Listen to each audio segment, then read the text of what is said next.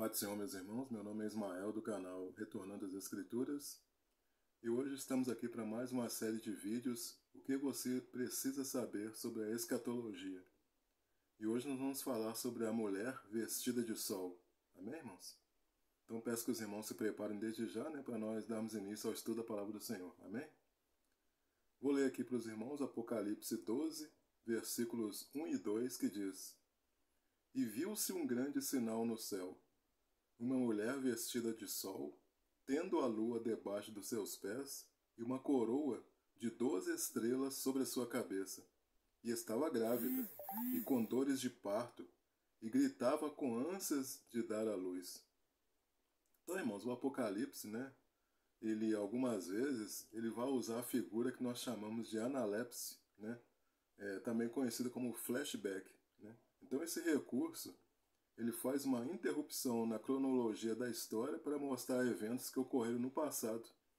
Para nós entendermos uma narrativa atual, a Bíblia nos fornece elementos e personagens do passado. Então, quando a gente olha para essa mulher do Apocalipse, o Apocalipse quer nos mostrar inicialmente a figura de Eva. Eva é a mulher que recebe a promessa de gerar um filho que no futuro seria o Messias, conforme está narrado lá em Gênesis 3, versículo 15. Em Gênesis 3,16 nos diz que a mulher, em meio a dores, ela vai dar luz a filhos.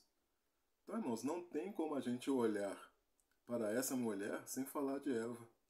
O filho que Eva iria gerar recebeu a promessa de ferir a cabeça da serpente. Então, lá em Gênesis 3,15, irmãos, é a primeira profecia a respeito de Cristo na Bíblia, que já se cumpriu com o nascimento de Cristo. E Gênesis 3,15, então, essa profecia ela é ampliada para o Apocalipse 12. Então, quando você olha para aquela mulher, a gente tem que olhar para Gênesis capítulo 3. Então, Eva, irmãos, ela teve a promessa de gerar um filho, mas só que tem um detalhe, Eva não estava vestida de sol, tendo a lua debaixo dos seus pés e uma coroa de 12 estrelas sobre a sua cabeça. Outra figura que o Apocalipse quer nos mostrar é que essa mulher nos faz lembrar de Maria. Maria, nós sabemos, foi a mãe de Jesus, uma jovem de Nazaré, descendente da linhagem do rei Davi, que foi escolhida por Deus para dar luz a Jesus. Então Maria ela concebeu de forma milagrosa, miraculosa, por obra do Espírito Santo, enquanto ainda era virgem, sendo protegida por seu noivo José para não ser apedrejada. Então nós sabemos que ela demonstrou uma profunda fé, aceitando a missão divina e confiando em Deus, mesmo diante de circunstâncias que poderiam lhe causar constrangimento. Então Maria ela deu à luz a Jesus, ela teve dores de parto para dar à luz a Jesus, mas Maria não estava vestida de sol, tendo a lua debaixo dos seus pés e uma coroa de 12 estrelas sobre sua cabeça. Então, irmãos, a mulher de Apocalipse 12, ela remonta uma série de mulheres do passado, como Eva, Maria, que a gente já viu, Raquel, Sara, o próprio Israel, que é chamado de esposa de Deus, Jerusalém. Todas essas mulheres têm relação com o tempo do fim. Uma terceira figura que o Apocalipse quer nos mostrar é que essa mulher é a igreja. Então, para entendermos por que essa mulher é a igreja, nós temos que ir lá para o livro de Gálatas, Gálatas capítulo 3, vou ler para os irmãos aqui. Gálatas capítulo 3, versículos de 27 até o 29, que diz assim: Porque todos quantos fostes batizados em Cristo, de Cristo vos revestistes. Nisto não pode haver judeu, nem grego, nem escravo, nem liberto, nem homem, nem mulher, porque todos vós sois um em Cristo. E se sois de Cristo, também sois descendentes de Abraão e herdeiros segundo a promessa. Então, irmãos, se nós somos de Cristo, nós somos o quê? Descendentes de Abraão. A palavra descendentes no grego é a palavra esperma, Assim nós somos sementes de Abraão. Ora, se nós sabemos que nós somos a semente de Abraão, e a semente de Abraão é Cristo, Então, nós sabemos que Cristo tem um corpo e nós fazemos parte desse corpo, logo que todo o povo de Deus é descendente de Abraão, né? Então, essa semente que é Cristo, ela entra em nós e nós ficamos grávidos de Cristo. A gravidez, né, ela tem ligação com as dores, né?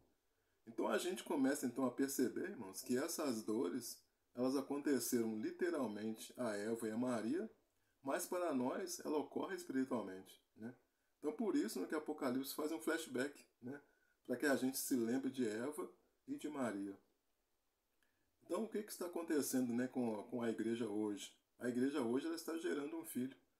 Ela está vivendo o princípio das dores. E essas dores elas vão se intensificar, né, no tempo do fim. Hoje nós estamos no princípio das dores, né? Sabemos que no nascimento normal, primeiro nasce a cabeça, que é Cristo, e depois o corpo, que é a igreja, onde vem o que? As aflições. Ela vai para o deserto, né? Essa mulher ela vai para o deserto, onde o povo vai ser sustentado, né? No caso a igreja vai ser sustentada por 1260 dias, e essa mulher está carregando Cristo na sua barriga, né? E vai ser conduzida então para o deserto. Esse deserto está fora da Babilônia, ou seja, fora do sistema, né? Dentro de nós existe um Cristo que está se formando.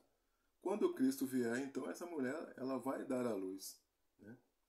Lá em Gálatas 4, versículo 19, diz o seguinte: Meus filhos, por quem de novo sofro as dores de parto, até ser Cristo formado em vós. Então Paulo, irmãos, ele já estava gerando um filho. Paulo, ele já sentia dores de parto, porque Cristo estava formando neles, na igreja, né? Então nós já sabemos que essa mulher é a igreja, né? Agora vamos saber o que significa a lua debaixo dos pés, né? Então a lua, ela faz referência à antiga aliança, né? O povo de Israel no passado, ele tinha a lua debaixo dos seus pés. Israel é mostrada na Bíblia como a esposa de Deus, né? O Apocalipse está querendo nos dizer que um dia essa mulher foi revestida de lua, né? Na velha aliança, nós tínhamos a festa da lua nova no início de cada mês. Ela era celebrada todos os meses do ano. A lua nova era usada pelo povo de Israel para mostrar o princípio de cada mês. Então Deus ele controlava o tempo, né? E existiam testemunhas para a averiguação da aparição da lua. Quando a gente vai lá para Jeremias 31, de 31 a 34, essa passagem ela nos informa sobre a mudança de aliança, da velha para a nova aliança, né? Então em Apocalipse 12, 1, ainda nos diz o seguinte, que a mulher ela estava vestida do sol, né? Então nós sabemos que a lua aponta para a velha aliança, já o sol aponta para a nova aliança, né? Vamos ler aqui Malaquias, capítulo 4, versículos 1 e 2, que diz assim, ó: Pois eis que vem o dia e arde como fornalha. Todos os soberbos e todos os que cometem perversidade serão como restolho. O dia que vem os abrasará, diz o Senhor dos Exércitos, de sorte que não lhes deixará nem raiz nem ramo. Mas para vós outros que temeis o meu nome, nascerá o sol da justiça, trazendo salvação nas suas asas. Saireis e saltareis como bezerros soltos da estrebaria. Então, quem que é o sol da justiça, né? Cristo, né? Cristo é o sol da justiça. E quando a gente vai lá para Apocalipse capítulo 1, versículo 16, diz assim: Tinha na mão direita 7 estrelas, e da boca saía-lhe uma afiada espada de 2 gumes, o seu rosto brilhava como o sol na sua força. Então em Apocalipse 12, 1 diz também que essa mulher tinha uma coroa de 12 estrelas na sua cabeça, né? Quando a gente vai lá para Daniel, capítulo 12, versículo 1, diz assim: Nesse tempo se levantará Miguel, o grande príncipe, o defensor dos filhos do teu povo, e haverá tempo de angústia, qual nunca houve desde que houve nação até aquele tempo. Mas naquele tempo será salvo o teu povo, todo aquele que for achado inscrito no livro. Ao versículo 2 diz assim: Muitos dos que dormem no pó da terra ressuscitarão, uns para a vida eterna e outros para a vergonha e o horror eterno. Os que forem sábios, pois, resplandecerão como o fulgor do firmamento, e os que muitos conduzirem à justiça, como as estrelas, sempre eternamente. Então, irmãos, essas estrelas aqui que Daniel está falando são a igreja, né? Lá em Gênesis 15, versículo 5, diz assim: Então conduziu até fora e disse: Olha para os céus e conta as estrelas, se é que podes. E lhe disse: Será assim a tua posteridade. Então a tua descendência, irmãos, são as estrelas dos céus e é o que nós seremos, né, depois da ressurreição. Por que 12 estrelas? Né? Porque só quando nós estivermos com Cristo é que as 12 tribos elas serão restauradas. Né? Então até esse ponto, né, a gente consegue entender que essa mulher de Apocalipse 12 não pode ser Eva, porque no tempo de Eva não tinha 12 tribos. Né? Não pode ser Maria, por quê? Porque no tempo de Maria, a casa de Israel estava dispersa. Então Deus ele fez uma promessa a Eva, que se cumpriu em Maria, né? Nasceu o filho de Maria, que foi prometido a Eva. Essa mulher com toda essa vestimenta, né, é a forma como Deus nos vê no final da última semana, né? Vestida de sol, com a lua debaixo dos pés e uma coroa de 12 estrelas na cabeça. Né? Agora, lá em Apocalipse 12, versículo 2, diz assim: E estando grávida, gritava com as dores de parto, sofrendo tormentos para dar à luz. Então esse versículo aqui, irmãos, ele vai se cumprir no tempo do fim. Essas dores de parto não está se referindo ao momento em que Cristo nasceu. Essas dores de parto, ela tem relação com o final. Né? Então a mulher que é a igreja, hoje ela está no princípio das dores. Mas quando chegar na última semana de Daniel, ela vai estar com dores e ela vai gerar um filho. Então algumas pessoas, né, elas até vão dizer que essa mulher é Israel. Mas o que acontece? O povo de Israel não teve dores de parto quando Jesus nasceu. Jesus nasceu e o povo rejeitou a Cristo.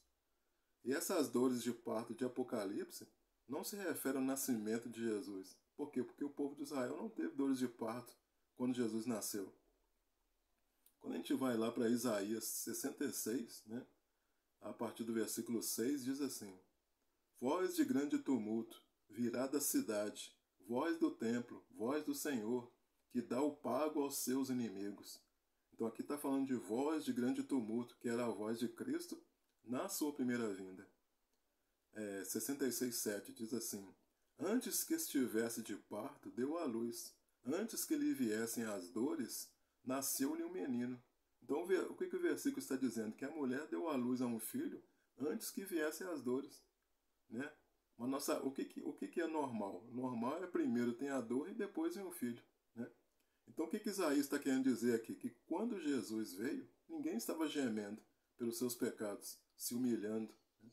Tudo ocorreu dessa maneira, por quê? Porque o povo de Deus não reconheceu o Messias. Agora, já com a igreja é diferente, já com a igreja vai acontecer exatamente o contrário. No final, vem primeiro as dores, né? E depois nasce o filho. Então, o texto de Apocalipse, irmãos, não está falando aqui, né? Esse texto que nós estamos estudando, não está falando da primeira vinda de Cristo. Por quê? Porque nós vimos que na primeira vinda de Cristo, Israel não teve dores de parto. Na última metade da grande tribulação, né, a mulher ela vai estar com dores de parto, e no final da grande tribulação, a igreja, né, como diz lá em Apocalipse 12, 2, ela vai estar gritando com dores de parto, pois vai nascer o Salvador, trazendo libertação para todos. Mas isso não é a primeira vinda, e sim a segunda vinda de Cristo. Né? Então, na realidade, irmãos, na última metade da grande tribulação, o mundo todo, né, vai estar com dores de parto, mas como o mundo não tem Cristo, eles não vão gerar nenhum filho. A igreja sim vai gerar um filho, por quê? Porque hoje Cristo está sendo formado dentro de nós. Né? Lá em Apocalipse 12, versículo 5, diz assim: E deu à luz a um filho, um varão, que há de reger todas as nações com vara de ferro. E o seu filho foi arrebatado para Deus e para o seu trono. Então quem é o filho varão? Cristo, né? Quando é que Jesus vai reger todas as nações com vara de ferro? No reino milenar. Então o versículo ele complementa dizendo que o filho foi arrebatado para Deus e para o seu trono, né? Isso já se cumpriu.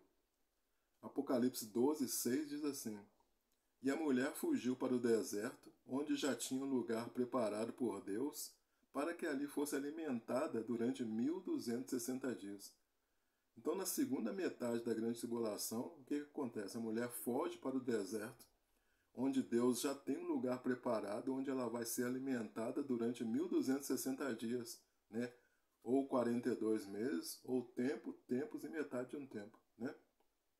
Por que ela vai para o deserto?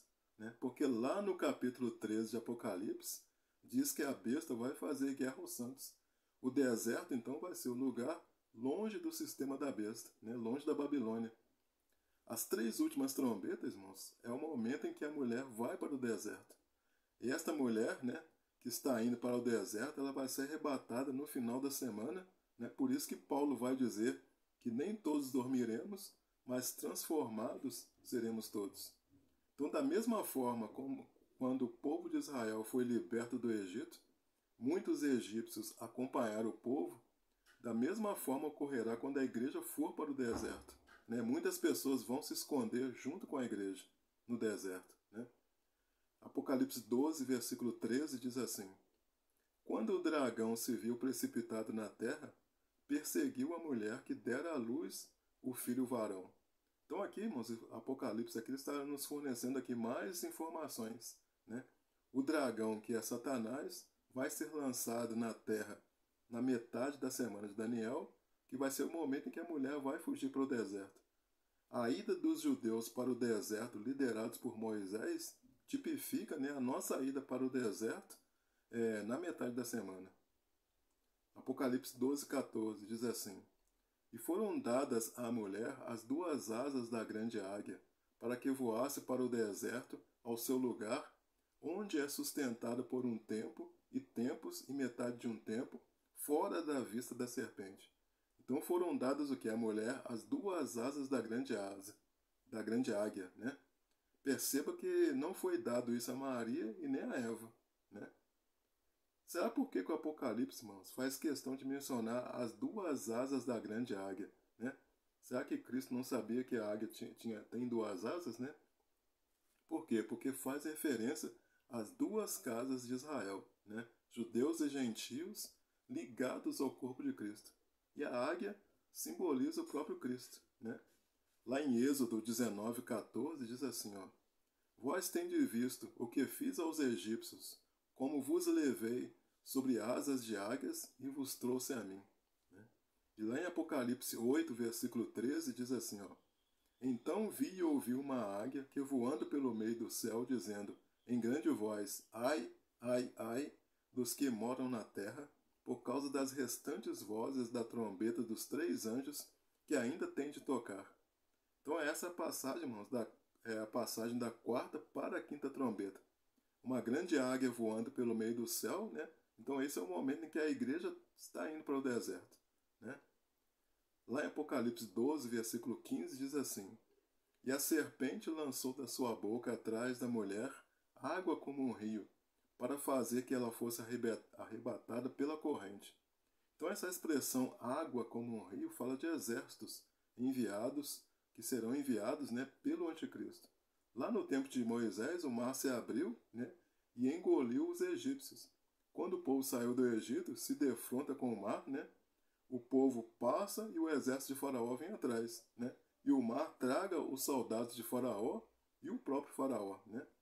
E aqui a gente vê Faraó mandando um exército. Da mesma forma, o anticristo também vai mandar um exército, né. E lá em Apocalipse 12, versículo 16, diz: A terra, porém, acudiu a mulher, e a terra abriu a boca e tragou o rio que o dragão lançara da sua boca. Então aqui nós vemos o quê? Que a terra ajudou a mulher. A terra se abriu, né? Provavelmente um terremoto, né, que tragou o exército do anticristo, né? Lá em Números nós temos exemplo da terra tragando as casas e os homens que pertenciam a Coré, né? E também todos os seus bens. Lá na metade da semana de Daniel, irmãos, ao invés do mar se abrir, é a terra, né, que vai se abrir. Então o povo de Moisés ficou fora da vista de Faraó. E o povo de Deus vai ficar o quê? Fora da vista da serpente.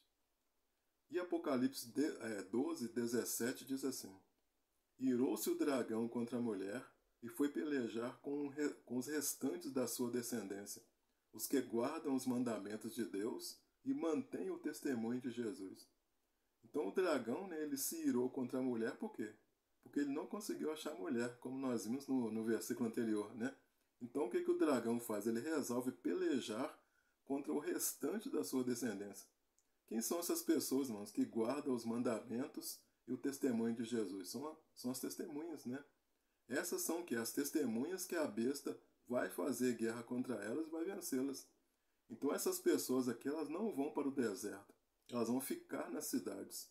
Elas vão pregar o evangelho não só em Jerusalém, que a gente sabe que será o epicentro, né, da grande tribulação, mas em todo o mundo. Muitas serão mortas nessa ocasião, outras serão presas e torturadas, né? E por que o Apocalipse não falou descendentes, né? Porque a descendência da mulher é Cristo. E em Cristo nós somos descendentes. Então as pessoas que guardam os mandamentos e o testemunho de Jesus são quem? São as testemunhas. Observe que tanto a parte da igreja que ficou no deserto quanto a que ficou na cidade fazem parte da esposa do Cordeiro, fazem parte do corpo de Cristo. Quando nós olhamos para Raquel, né, Raquel ela representa a mulher que vai morrer com dores de parto. Né? Lá em Gênesis 35, né, a partir do 16, diz assim: E partiram de Betel, e havia ainda um pequeno espaço de terra para chegar a Efrata. E deu à luz a Raquel, e ela teve trabalho em seu parto. E aconteceu que, tendo ela trabalho em seu parto, lhe disse a parteira: Não temas, porque também este filho terás. E aconteceu que, saindo-lhe a alma, porque morreu, chamou-lhe Benoni, mas o seu pai chamou-lhe Benjamim. Assim morreu Raquel, e foi sepultada no caminho de Efrata, que é Belém. Então, irmãos, em Gênesis 3, quando diz que a mulher vai ter dores de parto, fala do Cristo e do corpo. A cabeça saiu há 2000 anos atrás, né? Mas o corpo vai sair 2000 anos na frente. A cabeça já saiu e agora vai sair o corpo. E o corpo vai sair com dores de parto. Então Raquel teve 2 filhos, né? Vai ter 2 filhos, né? O primeiro, José, que é a imagem e semelhança de Cristo. E quando nasce o segundo filho, Benjamim, Raquel vai morrer no meio das dores. E isso tem o quê? Relação com as pessoas que vão morrer no final. Né? José representa a cabeça e Benjamim representa o corpo de Cristo. Amém, irmãos? Então aqui a gente encerra, né, esse estudo. Espero que os irmãos tenham compreendido, né? Caso você queira fazer alguma pergunta, ou caso também você queira fazer algum comentário a respeito do vídeo, peço que você aí utilize, né, os comentários. Se você gostou desse vídeo, peço que você deixe aí seu like. Se você ainda não é inscrito no canal, peço que você se inscreva, né, no canal. Quero agradecer a você que assistiu o vídeo até o final, né? Aguarde aí a postagem de próximos vídeos, né, de estudo da Palavra do Senhor. E fiquem todos na graça e na paz de nosso Senhor e Salvador Jesus Cristo. Amém, irmãos? Glória a Deus.